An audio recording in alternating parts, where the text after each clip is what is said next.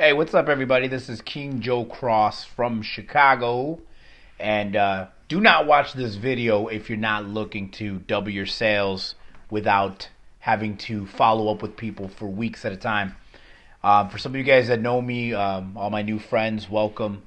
All my new salespeople, business people, entrepreneurs. Let me know where you're from as you're watching this video. Let me know if it's live or replay.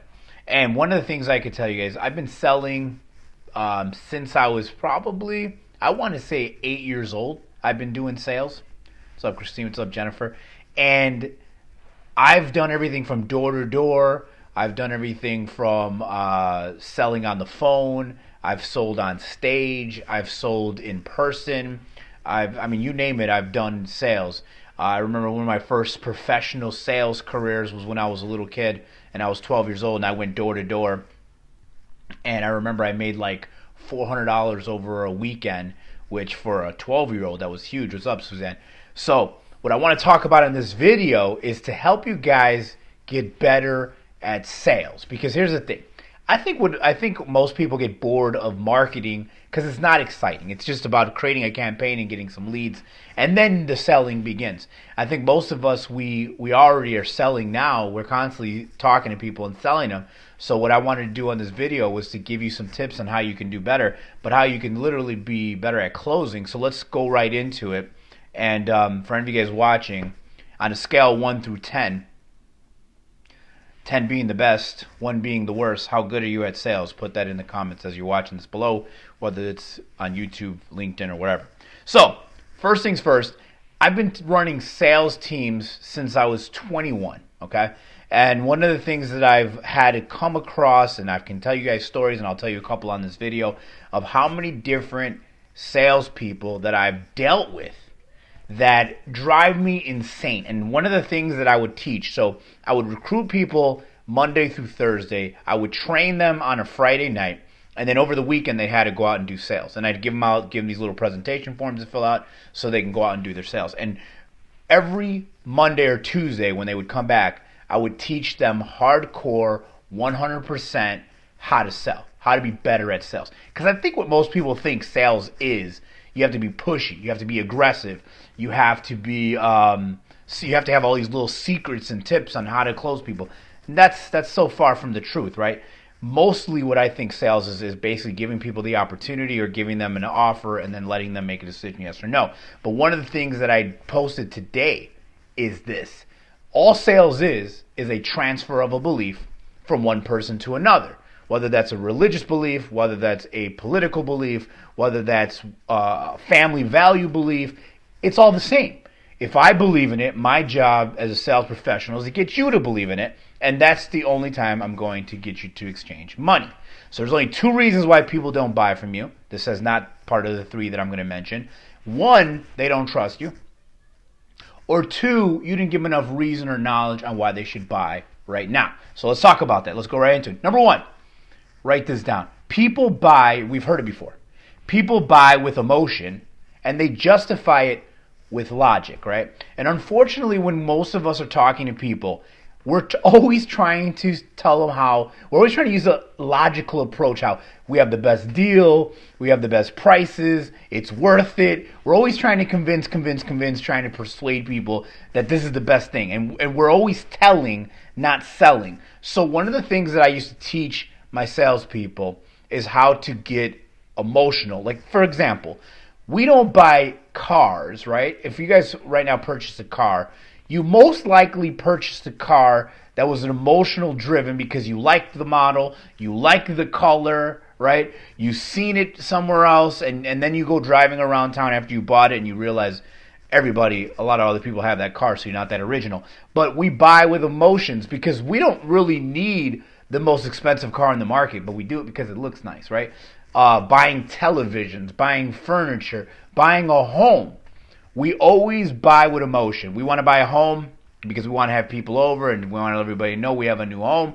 And then we justify it with logic because we're like, oh, we don't want to throw away money on rent, etc., etc. So this whole world, the biggest, most richest corporations in the world know how to get you emotionally. Like Coronas. Is drinking Coronas, drinking whiskey, drinking alcohol overall good for you? No. But when you see a commercial, they're having a great time. Who doesn't want to drink a Corona on the beach, right? That's emotions, right? Smoking cigarettes. I was reading this book. There's a customer born every minute, and he was talking about how they got cigarettes to be popular with women. What they did was they basically had all these beautiful women that they hired go downtown and march through the cities, and they're all smoking cigarettes and whatnot, making it look very glamorous. They were putting it in movies. They were putting it in cartoons, because they needed the future customers. So again, we do everything. We're emotional creatures. We're still mad at somebody, especially the women watching. You're still mad at somebody that did something to you 10 years ago, because we are emotional human beings. And you guys heard this before. People will remember how you made them feel, right? Not what you've said, not what you've done. So when it comes to selling, why is that any different? Why are you not using emotion? So when I would sell fire extinguishers back in the day, the number one thing I would hit emotionally was, do you want one of your children to die in a fire? No. Do you want your home to burn down in a fire? No. Think of it this way, all the pictures you've taken, all the videos you've done of all the family trips and everything you've done with your kids, if it all burns, you can't get that back. So what are your memories worth to you? What is your family's photos worth to you? What is your child's life worth to you? So that's emotion. So number one, when it comes to being good at sales, you guys got to understand, whether you're doing a video presentation, whether you're posting online, whatever you're doing, people buy with emotion and they justify with logic. Let them come up with the logic. Every once in a while in your sales presentation, you want to put some logic out there.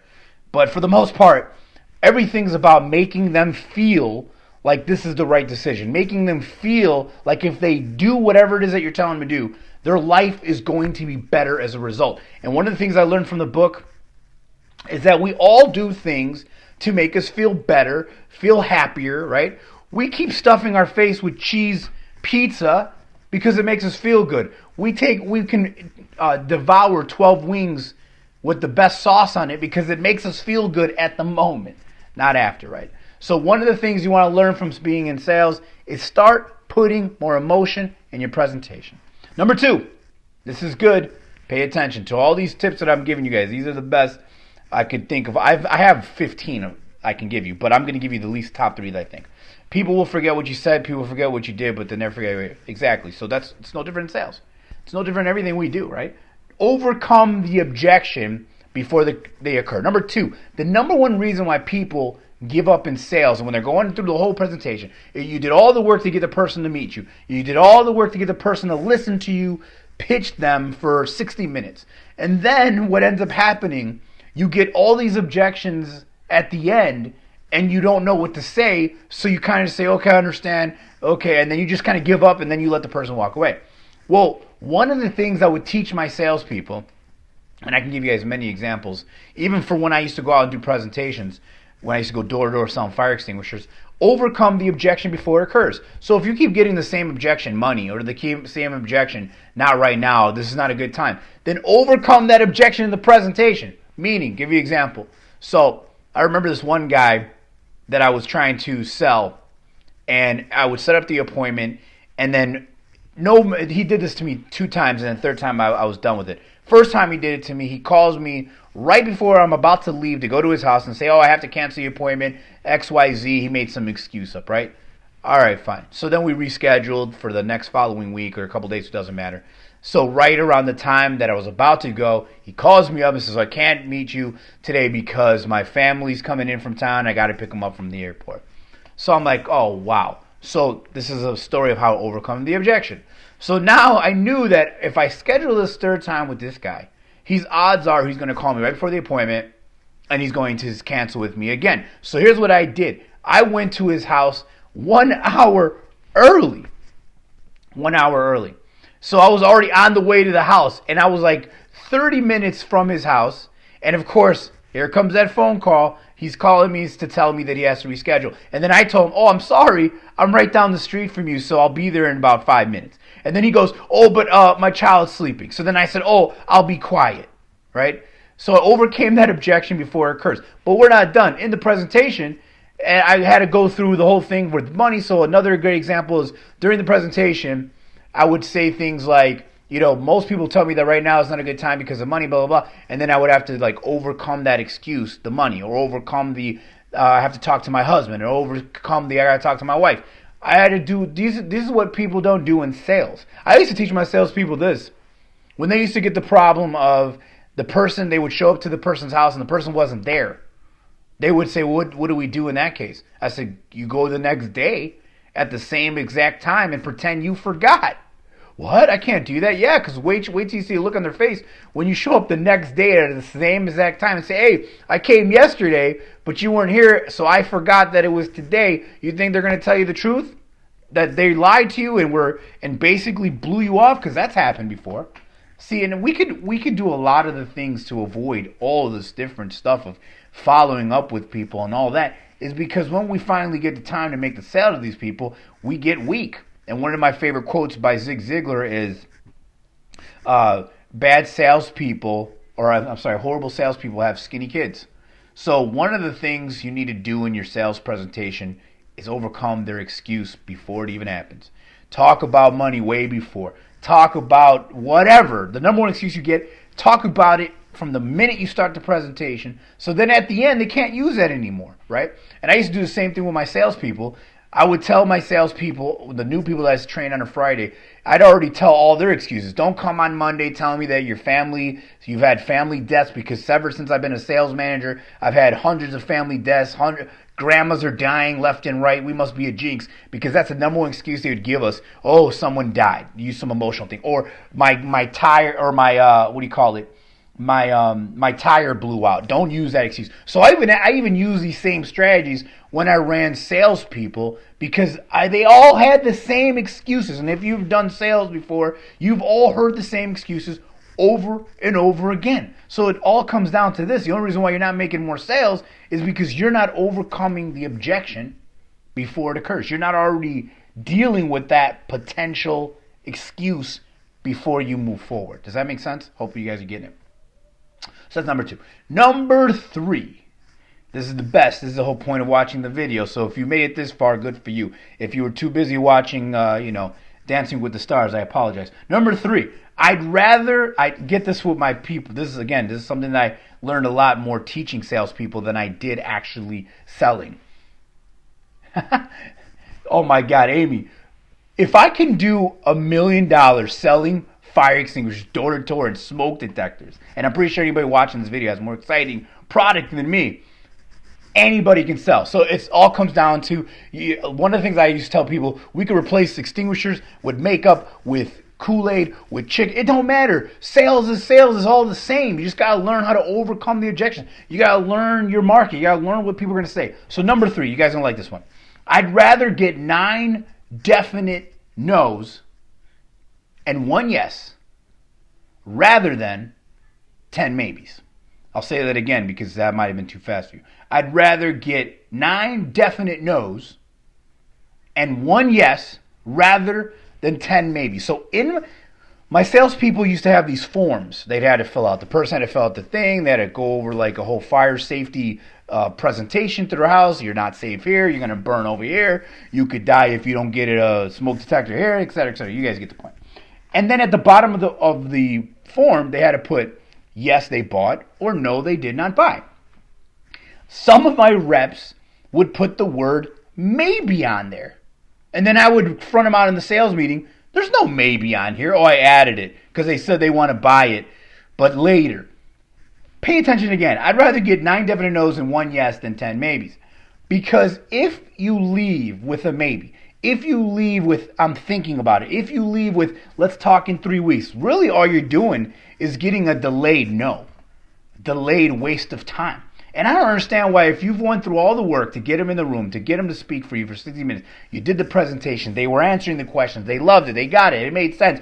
They said all the right things. And then at the end, they said maybe, and you said, oh, okay, yeah, no problem. I'll call you in 3 weeks.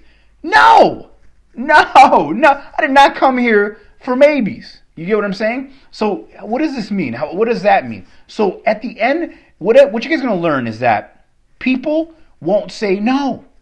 What you're going to learn about people when you're selling them anything, They don't know how to say no. They'll give you every excuse in the book. Everything from, got to see my doctor, you don't understand, my leg's about to fall off next week, I need the money for that, or my car's. They'll come up with any excuse, whether it's salespeople, family, it don't matter. It's the same. So I always push for the no, because here's what I know. We know no is final, and nobody wants to be final, and they don't want to hurt your feelings, so they're not going to say no.